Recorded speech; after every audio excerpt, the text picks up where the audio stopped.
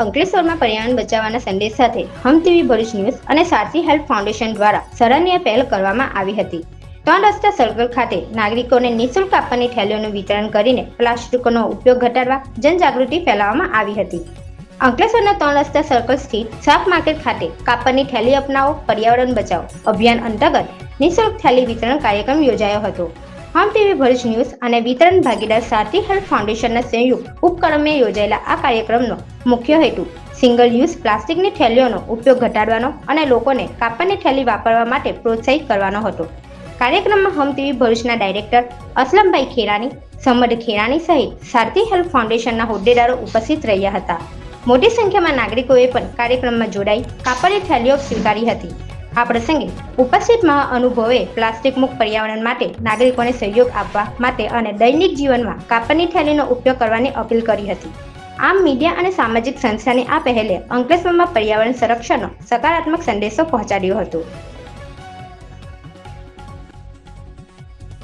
આજરોજ અંકલેશ્વર ખાતે કાપડમાંથી બનાવેલી જે ઇકો ફ્રેન્ડલી થેલીઓ જે છે એનું વિતરણનો કાર્યક્રમનું આયોજન કરવામાં આવ્યું હતું। આજે એનું વિતરણ કરવામાં આવ્યું, જેમાં સારથી ફાઉન્ડેશન, હેલ્પ ફાઉન્ડેશન તથા હમ ટીવીના અસલમભાઈ ખેરાણી જે છે તેના સહયોગથી આ કાર્યક્રમનું આયોજન કરવામાં આવ્યું હતું।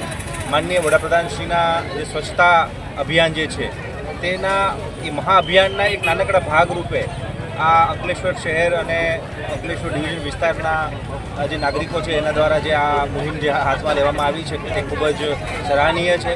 તમામ નગરજનોને તથા નાગરિક મિત્રોને અપીલ છે કે આપણે આપણા પર્યાવરણને બચાવવા માટે જે સિંગલ યુઝ પ્લાસ્ટિક અથવા જે પ્લાસ્ટિકનો યુઝ કરીએ છીએ કે જે વાતાવરણમાં જ્યારે જાય છે ત્યારે તે આસાનીથી ડિઝોલ્વ થતું નથી અને લાંબા સમય સુધી વાતાવરણમાં જીવજંતુઓને તથા પર્યાવરણને નુકસાન બની રહે છે।